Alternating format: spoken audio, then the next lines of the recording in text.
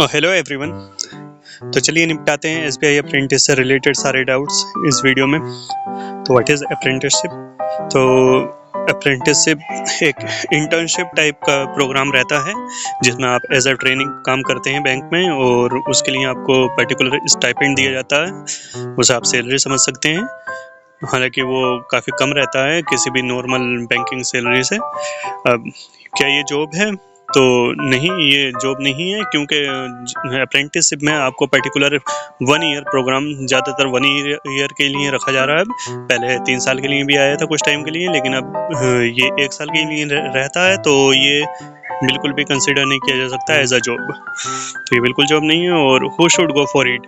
तो ये काफ़ी ज़्यादा पेचीदा क्वेश्चन है, थोड़ा डाउटफुल हर एक के लिए रहता है। मेरे लिए भी रहा था कि हाँ, इसके लिए जाना चाहिए नहीं जाना चाहिए। तो देखो, सिंपल और शॉर्ट में यही बोलूँगा कि जिसे बहुत ही ज़्यादा फाइनेंशियल नीड है पैसों की, और घर के हालत काफ़ी खस्ता चल रहे हैं, वो कुछ अफोर्ड नहीं कर पा रहे हैं, वो ऐसा रहता है कि हाँ, बीच बीच में उन्हें कोई नया एग्ज़ाम निकला है, उसके लिए फॉर्म भरने के लिए भी पैसों की कमी पड़ रही है। तो केवल उन्हीं लोगों को जाना चाहिए, क्योंकि इसका कोई फ्यूचर नहीं है और ये जॉब भी नहीं है। बस 1 साल का ट्रेनिंग प्रोग्राम रहेगा और आपका पूरा दिन इसमें जाना है। तो इसी वजह से ये केवल उन्हीं लोगों के लिए बेहतर है जो बिल्कुल अफोर्ड नहीं कर पा रहे हैं पैसे अगले एग्ज़ाम को देने के लिए, आने जाने के लिए, और फाइनेंशियल हालत जिनकी बहुत बुरी है। तो पर्टिकुलर ये बना ही उन्हीं के लिए है। तो इसके लिए केवल उन्हीं लोगों को जाना चाहिए। चलिए आगे देखते हैं। और when was last exam held?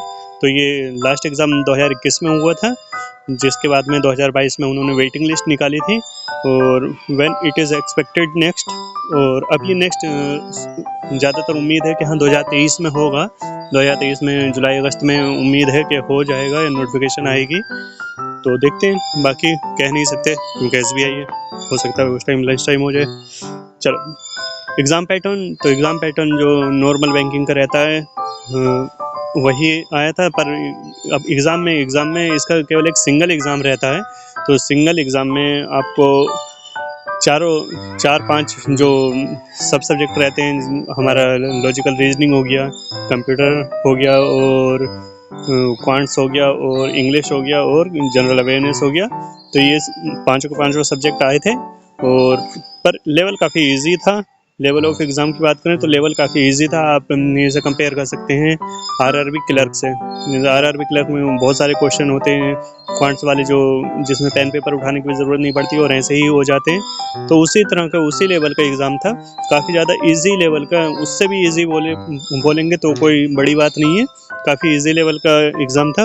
और अब वेयर टू प्रिपेयर फ्रॉम? तो प्रिपेयर करने के लिए आप कोई भी जो बैंकिंग एस्पिरेंट है उसे इस एग्ज़ाम के लिए अलग से प्रिपेयर करने की ज़रूरत नहीं है, वो आसानी से इसे क्रैक कर लेगा। और फिर भी आपको थोड़ा बहुत लग रहा है कि हाँ प्रैक्टिस की ज़रूरत है, तो आप आराम से टेक्स्ट बुक के मॉक लगा सकते हैं। और किसी और का पर्टिकुलर एसबीआई अप्रेंटिस के मॉक लगाना अच्छा नहीं लग रहा हो उसमें, तो आप आरआरबी क्लर्क के मॉक लगाएंगे तो दैट वुड बी इनफ। और अब time between exam and result, exam से ऑलमोस्ट 1.5-2 महीने में रिजल्ट आ जाता है। और इज़ देयर वेटिंग लिस्ट? तो पर्टिकुलर जब आपका रिजल्ट आता है तब उस टाइम वेटिंग लिस्ट नहीं बताई गई थी पिछली बार। अब नेक्स्ट टाइम क्या हो उसका नहीं कह सकते, पर पिछली बार रिजल्ट के साथ में नहीं बोला गया था कि वेटिंग लिस्ट रहेगी नहीं रहेगी, कुछ नहीं बोला गया था। पर्टिकुलर रिजल्ट आ गया था और जो सेलेक्टेड हुए थे केवल उन्हीं का नाम आया था, और फिर उन्हीं को ही आगे प्रोसीड किया गया था। पर 2022 में फिर अचानक से वेटिंग लिस्ट निकाली गई कि हाँ ये वेटिंग लिस्ट वाले कैंडिडेट हैं जो हमने सेलेक्ट किए हैं। और when will be waiting list be released? तो रिलीज़ का ऐसा पर्टिकुलर कोई टाइम नहीं रहता कि कितने टाइम बाद निकालेंगे।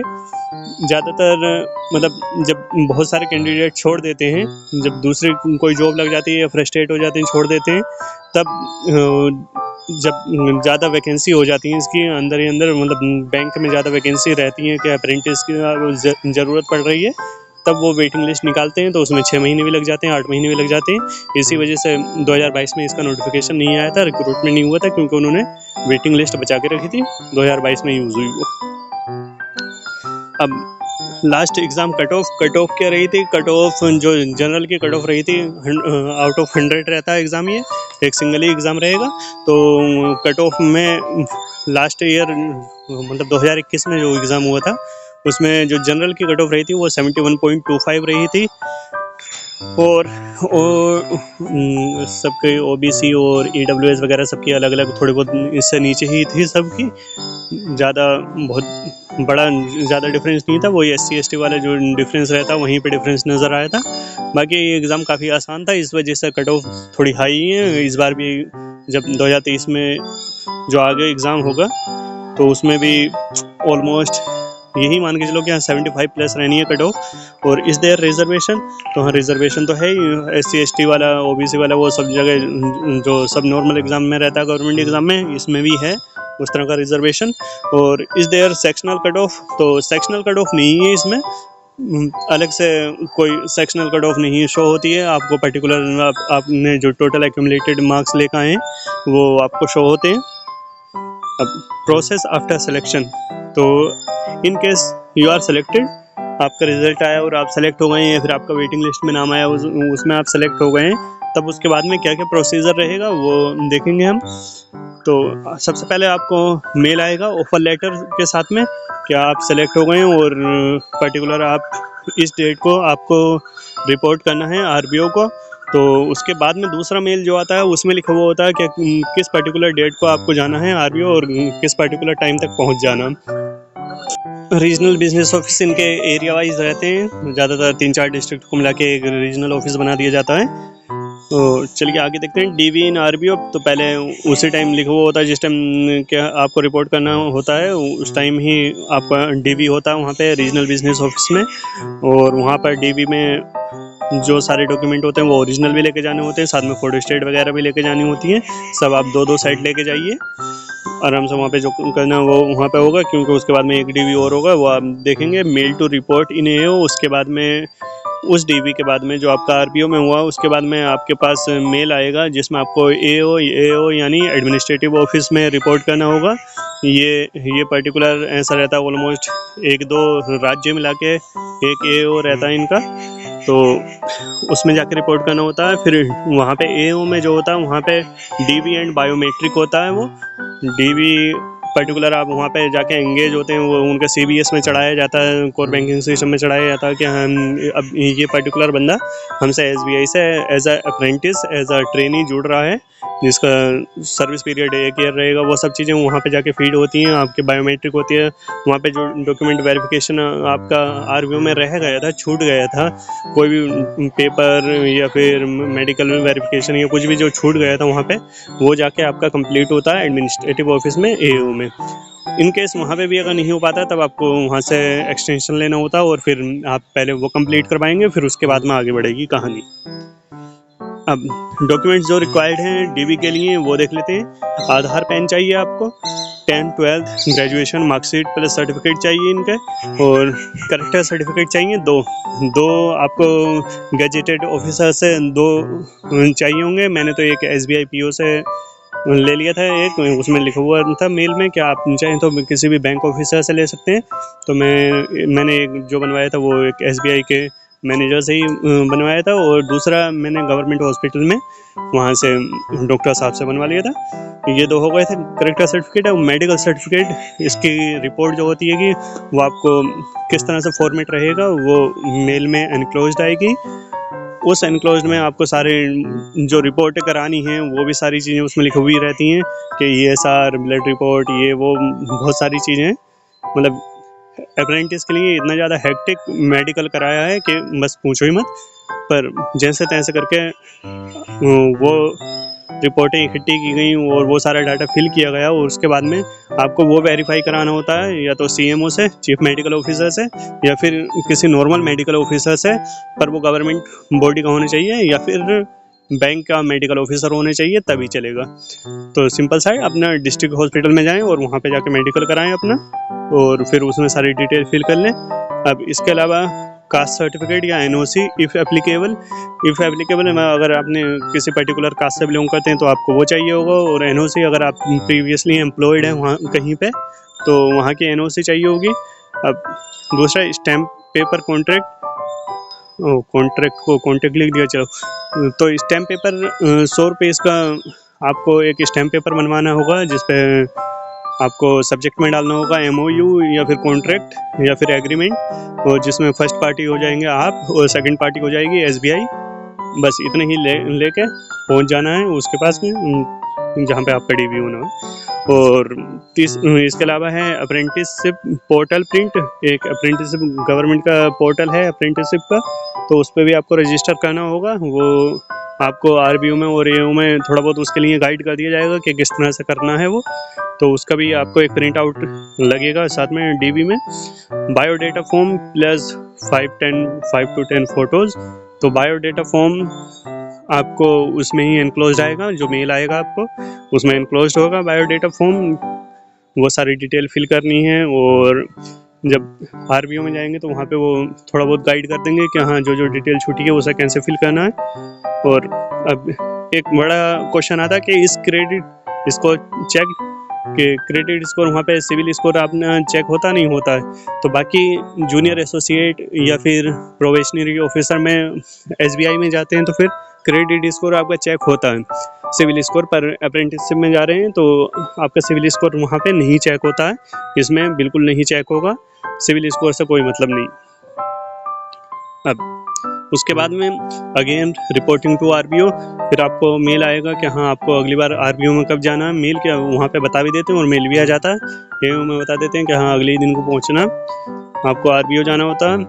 फिर RBO में आपकी ब्रांच डिसाइड होती है कि आप किस ब्रांच में वर्क करेंगे। पर्टिकुलर RBO वाले देखते हैं कि हाँ जहाँ पे ज़रूरत है, जहाँ पे वर्कलोड ज़्यादा या फिर कुछ और ज़रूरतें पड़ रही हैं, वहाँ पे आपको सेटल कर देते हैं। RBO के अंडर में जितनी भी ब्रांच होती हैं केवल उन्हीं ब्रांच में से किसी ब्रांच में आप जा सकते हैं। ऐसा नहीं है कि RBO रामपुर का और आपको भेज दिया गया होगा धनबाद, इस तरह का नहीं होगा। RBO के अंडर में ही जितनी ब्रांच होंगी केवल उसी ब्रांच में आप जा सकते हैं। अब reporting to branch and joining date, generally ये उससे अगले ही दिन को होता है कि आपको कल से ही आना है और कल से ही आप रिपोर्ट करेंगे, पहुँचे आप उस ब्रांच में और ज्वाइन करें। आपको वहीं पे ज्वाइनिंग लेटर दे दिया जाता है। जब आप बाद में RBO गए हैं तब आपको ज्वाइनिंग लेटर दे दिया जाता है, जो ब्रांच में भी जाके दिखाना होता है। अब वर्क प्रोफाइल इन ब्रांच, तो ब्रांच में जो पर्टिकुलर जो सबसे ज़्यादा अप्रेंटिस लोगों को मिलता है, जो मुझे भी दिया गया था और मैक्सिमम सभी को वही मिलता है जो पर्टिकुलर उसी के लिए बने, वो है PAPL कॉलिंग। PAPL यानी प्री अप्रूव्ड पर्सनल लोन।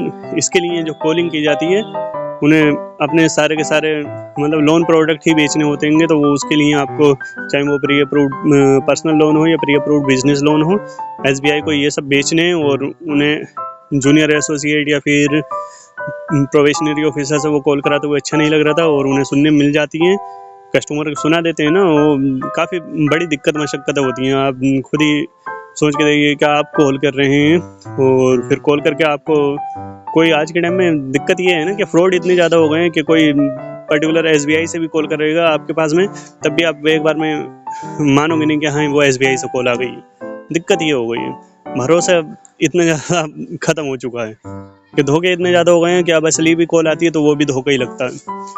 तो इस वजह से काफ़ी ज़्यादा सुनने मिल जाती हैं, तो जूनियर एसोसिएट और प्रोबेशनरी ऑफिसर ये नहीं कर सकते, तो इसी वजह से अप्रेंटिस को ये जिम्मा सौंपा गया है और ये ज़रूरी भी है बैंक के लिए, इसलिए इसे ख़त्म नहीं किया जा सकता। अब दूसरा, क्या कंप्यूटर सिस्टम प्रोवाइडेड होता है? नहीं, बिल्कुल नहीं, कंप्यूटर सिस्टम नहीं दिया जाता है अप्रेंटिस को। हालांकि उसे CBS लॉगिन प्रोवाइड किया जाता है। CBS लॉगिन यानी उनका कोर बैंकिंग सिस्टम का जो भी ADS पासवर्ड वगैरह है, HRMS में आपको लॉगिन दिया जाएगा, पर हाँ ज़्यादातर मैक्सिमम जो अप्रेंटिस हैं वो कभी लॉगिन ही नहीं करते अपने पूरे टेन्योर में, क्योंकि उन्हें कंप्यूटर सिस्टम कभी मिलता ही नहीं है।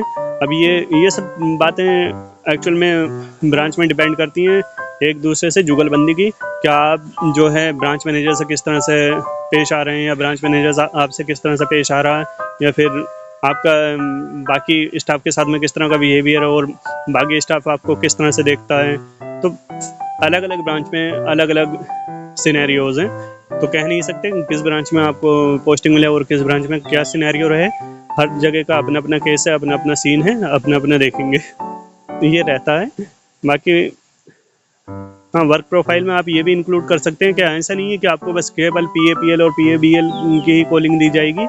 उसके अलावा आप अपने आप को MTS समझ सकते हैं, मल्टीटास्किंग स्टाफ, कि जो भी पर्टिकुलर कोई काम छूटा हुआ है, जैसे कस्टमर की क्यू टूट गई है तो उसे जाके संभालना, या फिर आपको कोई नया फॉर्म भरवाना है तो फॉर्म भरना है, या फिर आपकी विड्रॉल स्लिप भरना है, या फिर क्या करना है, डिपॉजिट स्लिप भरना, वो सब चीज़ें, या कोई और दूसरे फॉर्म के काम हैं वो, या फिर किसी का योनो नहीं चल रहा, वो सब चीज़ें। तो बहुत ज़्यादा काफ़ी हेक्टिक वर्क है। और किसी किसी पर्टिकुलर केस में ऐसा भी होता है कि हाँ, आपको कंप्यूटर सिस्टम थमा दिया जाता है अगर स्टाफ कम है या फिर स्टाफ नहीं आया है, तब आपको कंप्यूटर सिस्टम पे बैठा दिया गया और आपको पासबुक प्रिंटिंग का दे दिया गया, या फिर डिपॉजिट का दे दिया गया, कुछ इस तरह का। बहुत रेयर केस में इस तरह का भी हो जाता है। या अकाउंट ओपनिंग में कभी कभार बैठा दिया जाता है कि हाँ, वहाँ पे थोड़ी बहुत हेल्प हो जाए। बाकी सामने ब्रांच में रिपोर्टिंग रहती है, वो सब भी करनी रहती है। तो ये सब चीज़ें हैं। ओवरऑल बोल सकते हैं मल्टीटास्किंग स्टाफ ही है वो। पर मेन जो है, मेन फोकस रहता है कि हाँ, हमें जो है लोन प्रोडक्ट बेचने हैं, वो सबसे मेन फोकस है, उसी के लिए पर्टिकुलर उन्हें रखा गया। और हाँ, इसी बीच मैं बताना भूल गया कि जब आपको पहली बार RPO बुलाया जाएगा तो उसके बाद में आपकी एक हफ्ते की ऑनलाइन ट्रेनिंग चलती है, जिसमें गूगल मीट पे आपको जोड़ा जाता है AO से, और फिर थोड़ा बहुत जो फाइनेंशियल अवेयरनेस है, जो बैंकिंग प्रोडक्ट हैं, उन सब के बारे में थोड़ा बहुत आपको समझाया जाता है। 4-5 घंटे की रोज़ मीटिंग होती है, तो वो अटेंड करनी रहती है। अब उसके बाद में बात करते हैं टाइमिंग्स। तो टाइमिंग्स सुबह आपको 10 बजे तक पहुंच जाना रहता है बैंक में, और शाम में कोई पर्टिकुलर टाइम नहीं है, ये डिपेंड करेगा आपकी जुगलबंदी से। जैसे पहले बोला गया कि कैसा रिलेशन है आपके ब्रांच मैनेजर से और बाकी स्टाफ से, उस पर डिपेंड करेगा कि आपका ब्रांच मैनेजर आपको कब छोड़ने की परमिशन दे दे, कब छूट जाएँ आप, कोई पता नहीं। मैं 5 बजे निकलता था क्योंकि मेरा घर दूर था और मेरी ब्रांच मैनेजर से थोड़ी बहुत जुगलबंदी हो गई थी। और बाकी मेरे कुछ दोस्त थे जो 6 बजे भी निकलते थे, और इवन एक था जो 7 बजे भी निकलता था। तो मिनिमम आप 5 बजे से पहले नहीं जा सकते, क्योंकि 5 बजे 4 बजे तक तो मेन बैंकिंग टाइम ही रहता है। फिर 5 बजे तक जो क्लर्क वगैरह भी रहते हैं वो भी 5 बजे निकलते हैं। कुछ क्लर्क 5 बजे, वो भी जुगलबंदी पे ही डिपेंड कर रहे हैं, पर ज़्यादातर निकल जाते हैं 5 बजे। तो उनके साथ में ही 5 बजे मैं भी निकल जाता था। अब will I get time to study, अब ये पर्सन टू पर्सन वेरी करता है कि आप किस तरह से अपना टाइमिंग देख रहे हैं। अब रात में आप लगभग 6-7 बजे वहाँ से बैंक से फ्री हो रहे हैं, तो फिर आप पर्टिकुलर स्टडी के लिए आप 9 बजे तक फ्री हो सकते हैं। अब 9 से 12 आप चाहें तो पढ़ लें, आप चाहें तो घूम लें, आप चाहें तो फैमिली टाइम निकाल लें, जैसा आप चाहें वैसा कर सकते हैं। बाकी आपको वीकेंड में मिलते हैं। तो जैसा पहले बोला गया, ये जो पर्टिकुलर प्रोग्राम है, ये रियल स्ट्रगलर, जो वही जिनकी फाइनेंशियल हालत बहुत ही ज़्यादा ख़राब है, उन्हीं के लिए है। तो अगर उस तरह की हालत है तो ऑटोमेटिकली आपको थोड़ा बहुत टाइम मिल ही जाएगा कि आप स्ट्रगल करो और फिर कुछ ना कुछ दूसरा एग्ज़ाम निकालो, क्योंकि पता है ये रियल जॉब है नहीं, तो इसके झांसे में फंसना नहीं है कि 1 साल बाद कुछ करेंगे, ऐसा कुछ नहीं है। अब लीव्स जो है आपको पर्टिकुलर एक अलाउड होती है 1 मंथ में, पर किसी जगह मतलब किसी एक पर्टिकुलर नोटिस में ये भी था कि आप एक सिक लीव ले सकते हैं किसी मेडिकल फॉर्म के सहारे, अगर आपको कहीं मतलब रियल में आपको कोई दिक्कत हुई है मेडिकल से रिलेटेड, तब आपको पास में अगर मेडिकल सर्टिफिकेट है तो फिर आप एक दूसरी भी लीव ले सकते हैं। बाकी इसके अलावा भी ये टोटली डिपेंड करता है ब्रांच मैनेजर के ऊपर। आपकी कोई अलग से प्रेजेंट नहीं लगाई जाती है, अटेंडेंस नहीं होती है, तो फिर टोटली ब्रांच मैनेजर पे डिपेंड करता है कि ब्रांच मैनेजर से आपकी जुगलबंदी कैसी है और वो कितनी अटेंडेंस आपकी शो कर सकता है। ये पर्टिकुलर वहीं पे है। तो 2 छुट्टी कर लेता था मैं भी, और ब्रांच मैनेजर मुझे अलाउ करता था कि हाँ चलो 2 छुट्टी, एक CL एक मेडिकल लीव में आप 2 छुट्टी कर सकते हैं, कोई बड़ी बात नहीं है, क्योंकि बीच बीच में एग्ज़ाम भी रहते थे तो 2 छुट्टी करनी पड़ जाती थी। बाकी इसके अलावा भी आप कोई छुट्टी कर रहे हैं तो फिर वो जाता है आपका लॉस ऑफ पे में। तो उसमें आपका पर्टिकुलर एक दिन का जो आपका 30 दिन का आपको जितना पैसा मिलने वाला है, जैसे इनकेस हमारे केस में 15,000 मिलता था, तो वही 30 से डिवाइडेड होकर हर पर्टिकुलर डे का पता चल जाएगा कि हर एक दिन के लिए आपको कितना पैसा दिया जा रहा है, तो उसके हिसाब से आपका पर डे का लॉस ऑफ पे कटेगा। अब एनी किड डायरी प्रोवाइडेड, तो नहीं भैया, नहीं, बिल्कुल नहीं। अरे भैया बिल्कुल नहीं, कोई भी आपको किट या डायरी प्रोवाइडेड नहीं होती है। वो बात अलग है कि आपकी ब्रांच मैनेजर से और स्टाफ से जुगलबंदी है, तो ब्रांच में ही आपको कोई डायरी प्रोवाइड करवा दी जाए। हमारा SBI जनरल इंश्योरेंस की डायरी प्रोवाइड कराई जाती है, ज़्यादातर वही है क्योंकि आजकल वही चलन में है। मेन SBI की डायरी अब खो गई है इन सेंस, मतलब ज़्यादा रिलीज़ नहीं कर रहे हैं वो। अब SBI लाइफ इंश्योरेंस ही ज़्यादा चल रहे हैं, तो उसकी डायरी आ रही थी तो वो ब्रांच में दे दी जाती है। अब सैलरी, पर्क्स, फैसिलिटेशन, तो सैलरी में जैसे बताया पर्टिकुलर कोई सैलरी सिस्टम नहीं है कि बेसिक पे उस पर अलाउंसेस वो सब चीज़ नहीं है। पर्टिकुलर आपको एक फिक्स्ड अमाउंट दिया जाता है स्टाइपेंड नाम से। तो स्टाइपेंड यानी कि जो आपकी ट्रेनिंग चल रही है उसके लिए भत्ता दिया जा रहा है। तो वो हमारे केस में 15,000 रहता है, वो टाइम टू टाइम वेरी करता है। अब जो 2023 में या 24 में नोटिफिकेशन आएगी वो ज़्यादातर उम्मीद है कि उसमें 18,000 रहेगा। इसके अलावा कोई पर्क्स, तो पर्क्स में बस एक आप फैसिलिटेशन का बोल सकते हैं। फैसिलिटेशन में क्या रहता है, फैसिलिटेशन में जब आप अच्छा परफॉर्म करते हैं, यानी आपने बहुत ज़्यादा लोन करा दिए हैं लोगों के PAPL में, आप अगर RBO में टॉप पोजीशन पे रह रहे हैं, रीजनल बिजनेस ऑफिस में आप अगर टॉप पोजीशन पे हैं, तब आपको फैसिलिटेट किया जाता है। फैसिलिटेट में आपको ब्रांच में ही या फिर रीजनल ऑफिस के पास में, तो रीजनल ऑफिस में बुला के और किसी बड़े ऑफिसर से, किसी बड़े ब्रांच मैनेजर या ऑफिसर से, या फिर अगर RBO के पास में तो रीजनल मैनेजर से आपको एक गिफ्ट दे दिया जाता है। गिफ्ट में जनरली ऐसी कोई 500,000 रुपये का गिफ्ट रहता है, वो आपको थमा दिया जाता है और फोटो वोटो हो जाता है, तो उसे फैसिलिटेशन बोलते हैं। तो वो हो जाता है। उसके अलावा आपको कोई पास कुछ नहीं है। और इसके अलावा देखा जाए तो अगर जिसका घर से दूर हुआ है तब उसके लिए ऑलमोस्ट खर्चा देखा जाए तो एक्सपेंसेस में लगभग 7-8 हज़ार रुपये खर्च हो ही जाने हैं, क्योंकि कमरा, उसके बाद में खाना पीना, रहना, कपड़े धोना धाना, सब खर्चा है। ये खर्चे से कहाँ तक बचेगा इंसान, कोई भी रिचार्ज वगैरह ये सब चीज़ें हैं, ट्रांसपोर्टेशन। तो 8,000 रुपये आप मान के चलिए कि 8,000 रुपये आपके उठने होंगे, घर से बाहर रह रहे हैं, तो बाकी 7,000 रुपये हैं। तो 7,000 रुपये में वही जैसे पहले बोला गया कि जो रियल स्ट्रगलर हैं, जिनके पास में ये भी नहीं हो पा रहा कि हाँ वो एग्ज़ाम फॉर्म भर पाएँ, तो उन्हीं के लिए वो 7,000 रुपये में बाकी बचे कुछ एग्ज़ाम फॉर्म और आगे का थोड़ा बहुत खर्चा वर्चा चलाएँगे, जैसे तैसा आना जाना करेंगे। माई वैल्यू इन ब्रांच या फिर SBI में, तो SBI में आपकी वैल्यू 0 लुल बटा सन्नाटा है, कुछ वैल्यू नहीं है, कतई नहीं है। जैसे एग्जांपल के तौर पे मैं बताऊँ, जब हमारी ट्रेनिंग चल रही थी तब एक बच्चे ने उनसे डाउट सेशन हो रहा था, तो एक बच्चे ने पूछा कि सर उस टाइम जूनियर एसोसिएट के फॉर्म आए हुए थे, तो उस बच्चे ने पूछा कि हाँ सर उसमें जूनियर एसोसिएट का फॉर्म भर रहे हैं हम, यानी क्लर्क का फॉर्म भर रहे हैं, तो उसमें वो एक ऑप्शन है कि आर यू SBI एम्प्लॉई, तो उसमें टिक करना नहीं करना। तो वहाँ पे साफ साफ बोला गया नहीं आप बिल्कुल एम्प्लॉय नहीं है SBI के, आप उसे टिक नहीं करेंगे। तो उसी तरह से क्या आपकी कोई पहचान नहीं है। आपका अप्रेंटिसशिप टेन्योर पूरा होने के बाद में आपको SBI ही नहीं पहचानेगा कि आप कौन हो। तो यही वैल्यू है ब्रांच में भी। बाकी वो सब लोगों की मानसिकता, आपका टोटली बिहेवियर पे डिपेंड करता है कि हाँ जुगलबंदी कैसी हो गई है। थोड़ी बहुत दोस्ती यारी अगर हो गई बाकी स्टाफ से, थोड़ा बहुत उस वजह से जो इंसानी वैल्यूज़ हैं उसकी वजह से थोड़ी बहुत अगर वैल्यू होगी तब वो वैल्यू होगी, नहीं तो फिर नॉर्मली क्या वही चपरासी जैसी हालत है कि कोई नहीं जानता, कोई आए कोई जाए, कोई मतलब नहीं है, उसी तरह का है। तो टोटली इग्नोरेंस वैल्यू वाली बात है। चलिए आगे देखते हैं। अब can I extend tenure joining date, तो ज्वाइनिंग डेट हाँ एक्सटेंड की जा सकती है। ज्वाइनिंग डेट कई लोगों ने जो मेरे साथ के थे उन्होंने एक्सटेंड की भी थी। तो प्रॉपर आपको रीज़न वही एप्लीकेशन वगैरह लिख के देनी होती है, और तब आपकी ज्वाइनिंग डेट एक्सटेंड हो जाती है। ज़्यादातर 1 महीना 2 महीना 3 महीना महीने को उसमें चलता है। तो जो मेरे दोस्तों की हुई थी वो ज़्यादातर उन्होंने 1-1 महीने के लिए बोला था, लेकिन 2-2 महीने हो गए थे उनके एक्सटेंड। और will my job tenure be extended, तो जॉब टेन्योर बिल्कुल कतई एक्सटेंड नहीं होगा। ये आप अच्छे से गांठ बांध के रखें कि जैसे ही आपका 1 साल पूरा हुआ आपको गेट पर खड़ा होकर लात मार दी जाएगी, ऐसा थोड़ी ना अरे 1 साल पूरा होने के बाद में आपको निकलना ही है, बाइज्जत व मेहरबानी आपको सर्टिफिकेट दे दिया जाएगा और आपसे बोल दिया जाएगा कि हाँ नहीं भैया आप कल से नहीं आ सकते, अब आपका टेन्योर पूरा हो गया, हम कुछ नहीं कर सकते, ये ऑफिशियल ऑर्डर है, आपको निकलना ही होगा। तो आप निकल जाते हैं 1 साल बाद, कोई चांस नहीं है टेन्योर पूरा होने के बाद में आपके बढ़ने के।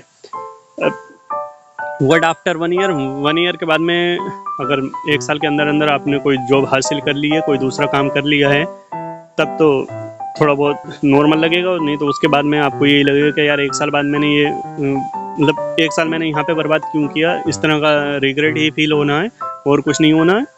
बाकी जो फाइनेंशियली बहुत ज़्यादा वीक रहेंगे उनके लिए तो ठीक ठाक ये है भाई कि ये नहीं करते तो क्या करते, तो यहाँ तक भी नहीं पहुँच पाते, ये 1 साल भी कैसे करता, काफ़ी दिक्कतें मशक्क़तें थी, तो फिर उनके लिए ठीक ठाक है। बाकी जो फाइनेंशियली नॉर्मल हैं और जो अफोर्ड कर सकते हैं अपनी एजुकेशन वगैरह फर्दर स्टडीज़, तो उनके लिए काफ़ी ज़्यादा रिग्रेट वाली बात हो जाती है। वो अपने आप को कहीं नहीं पाते हैं 1 साल बाद, और फिर से तैयारी शुरू करनी होती है, फिर कुछ नया ऑप्शन देखना होता है एम्प्लॉयमेंट के लिए। चलिए आगे देखते हैं। Apprenticeship came into existence. अच्छा, वाई लगाना भूल गए यहाँ पे, तो why apprentice came into existence. अब अप्रेंटिस एग्जिस्टेंस में क्यों आए थे, अब इसके बारे में जैसे थोड़ा बहुत पहले डिस्कस किया कि वो सारे लोन प्रोडक्ट और वो थोड़ी ऐसी चीज़ें जो कि अब किसी अनपढ़ से भी नहीं कराई जा सकती थी, कोई लिटरेट होता उसे भी वो सारी चीज़ें समझ में नहीं आती तो उससे भी नहीं कराई जा सकती थी, और अगर पीओ या क्लर्क लेवल से करा रहे थे तब भी अच्छा नहीं लग रहा था, तो फिर इसके बीच का रास्ता निकालने की ज़रूरत पड़ी बैंकों को। तो फिर ये अप्रेंटिसशिप प्रोग्राम लाया गया, जिसमें कि ये सोचा गया कि हाँ थर्ड पार्टी प्रोडक्ट या फिर ये सब चीज़ें थोड़ी बहुत डील कर ली जाएंगी। तो इसी सब के चलते उभर कर आए अप्रेंटिस। अब बात करते हैं कि इज़ इट गुड और बैड। ये अब प्रोस्पेक्टिव पे मैटर करता है कि किसकी तरफ से बात की जा रही है। बैंकों की तरफ से बात की जाए तो ये काफ़ी ज़्यादा अच्छा प्रोग्राम है, क्योंकि कम पैसों में, ठीक ठाक पैसों में उन्हें अच्छे वर्कर मिल जा रहे हैं काम करने के लिए। बाकी कैंडिडेट की तरफ से बात की जाए तो ये काफ़ी ज़्यादा बेकार प्रोग्राम है, हमारा काफ़ी ज़्यादा इसमें शोषण हो रहा है, क्योंकि 1 साल बाद में आपको बैंक ही नहीं पहचानेगा कि आप कौन और कहाँ कैसे किसके साथ काम किया, कौन भैया, कुछ नहीं पता। अब बात करते हैं कि व्हाट आई थिंक। अब मेरी तरफ से देखा जाए तो यार मतलब अप्रेंटिस प्रोग्राम इतना ज़्यादा बेकार भी नहीं है, मतलब बस एक ही चीज़ बुरी है इसमें कि आपको 1 साल बाद निकाल बाहर कर दिया जाएगा। केवल वो चीज़ हटा दी जाए तो अप्रेंटिस प्रोग्राम ठीक ठाक है। मतलब इसमें वही जॉब सिक्योरिटी होनी चाहिए कि आप परमानेंट रहेंगे। बाकी आप स्टाइपेंड ही रखिए, आप पर्टिकुलर हमें सैलरी वाला उस सब में मत डालिए कि हाँ आपको अच्छी सी सैलरी मिलेगी, आपका सैलरी इंक्रीमेंट पर्टिकुलर हर बार में होता रहेगा, ग्रॉस पेमेंट बढ़ता रहेगी, वो सब मत डालिए। आपने जो पर्टिकुलर अमाउंट फिक्स कर दिया उस तरह का ही रहना चाहिए कि हाँ अभी फिलहाल जैसे 15,000 फिक्स चल रहे हैं स्टाइपेंड, तो जब तक भी आगे का रिक्रूटमेंट नहीं आता, नया रिक्रूटमेंट नहीं आता, आप 15,000 ही रखिए और 15,000 से ही आप आगे बढ़ाते रहिए। जब नेक्स्ट रिक्रूटमेंट आएगा तब उस टाइम के इन्फ्लेशन के अकॉर्डिंग आप जो नए वाले अप्रेंटिस को स्टाइपेंड देंगे वही पुराने वाले अप्रेंटिस का स्टाइपेंड हो जाना चाहिए। तब इन डैट केस के ये उन लोगों के लिए काफ़ी ज़्यादा हेल्पफुल रहेगा जो थोड़े बहुत पढ़ाई में वीक हैं और ठीक ठाक नौकरी नहीं ले पा रहे हैं, इधर उधर बेरोजगारी जो चल रही है उन सब के लिए ठीक ठाक रहेगा। पर अभी इसी के चलते दूसरे तरफ से, दूसरे पर्सपेक्टिव से सोचा जाए तब ये जो अप्रेंटिस प्रोग्राम है इसकी वजह से हम देख रहे हैं कि क्लेरिकल लेवल का और प्रोबेशनरी लेवल का वर्क काफ़ी ज़्यादा कम हो रहा है। तो फिर वर्क कम हो रहा है तो यानी फिर उनकी वैकेंसी भी कम होंगी, तो वहाँ पे भी मैटर करता है। तो उस तरह से देखा जाएगा तब ये ठीक ठाक नहीं रहेगा। पर अब दूसरी तरफ से बेरोजगारी का और उन सब का सोचा जा रहा है कि हाँ जो थोड़ा बहुत भी पढ़ाई में कमज़ोर रह रहे हैं और जो थोड़ा बहुत बिगनर रहते हैं, थोड़ा बहुत मतलब ऑफिसर स्केल 1 में या फिर हमारे जूनियर एसोसिएट वाले एग्ज़ाम में थोड़ा ज़्यादा परफॉर्म नहीं कर पाते, तो फिर उनके लिए ठीक ठाक है। तो इसी वजह से मिक्स वाली फीलिंग है। तो केवल ये परमानेंट हो जाए तब ज़्यादा दिक्कत की बात नहीं है, बस परमानेंट हो जाए कि हाँ आपको निकाल बाहर नहीं किया जाएगा, ये परमानेंट रहेगी, तब कोई दिक्कत की बात नहीं है। अब ये ग्लिम्स रहा मेरी जर्नी का एज SBI अप्रेंटिस। ये RBO में पहुँचे थे हम। ये थोड़ा बहुत वहाँ पे आपको खाने को मिलेगा, चाय नाश्ता भी वहाँ पे दिया गया था। ये सब दोस्त लोग जो भी वहाँ पे अप्रेंटिस में आए थे, और ये फिर AO की तस्वीर है। अब AO में भी खाने पीने को दिया गया था कुछ, और फिर ये ब्रांच की तस्वीर है जहाँ पे हमें बार बार calling for PAPL PABL repetition में यही करना रहता था।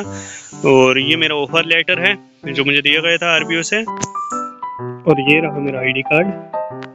आईडी कार्ड भी मिलता है अप्रेंटिस लोगों को, जिसमें लिखा रहता है अप्रेंटिस और शिक्षु हिंदी इंग्लिश में नेम और पीछे ब्रांच का एड्रेस। और ये आरटीआई है जो कि रेस की गई थी कि हाँ बताइएगा क्या फ़ायदा मिलेगा अप्रेंटिस प्रोग्राम कंप्लीट करने पर अप्रेंटिस लोगों को जूनियर एसोसिएट में, जैसे कि बोला गया था नोटिफिकेशन 2021 में जो आई थी अप्रेंटिस लोगों के लिए।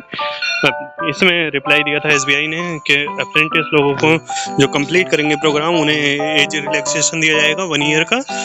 और इसके अलावा हो सकता है, यहाँ पे मे भी लिखा है कि हो सकता है कि हम उनके मेंस एग्ज़ाम में 2.5% मार्क्स उन्हें ज़्यादा अवॉर्ड करें। जो मार्क्स वो एक्यूमुलेट करेंगे, जब जो ऑब्टेन करेंगे उसके 2.5% उन्हें एक्स्ट्रा अवॉर्ड किए जा सकते हैं। ये कंफर्म नहीं है, ये हो भी सकता है नहीं भी होगा। अब इसके अलावा अब ये रही एप्लीकेशन रेजिग्नेशन की, ये मेरी नहीं है, मैंने दूसरी एप्लीकेशन लिखी थी, पर ये एप्लीकेशन मुझे कहीं से मिली और काफ़ी ज़्यादा पसंद आई मुझे, इस वजह से यहाँ पे शेयर कर रहा हूँ। पढ़ के देखिएगा, काफ़ी मज़ेदार है।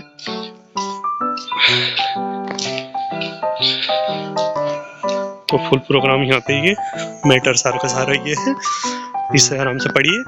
और चलिए खैर इस वीडियो में इतना ही, बाकी कोई डाउट रहे तो आप कमेंट सेक्शन आपके लिए खुला है, you are welcome there. Thanks, मिलते हैं नेक्स्ट वीडियो।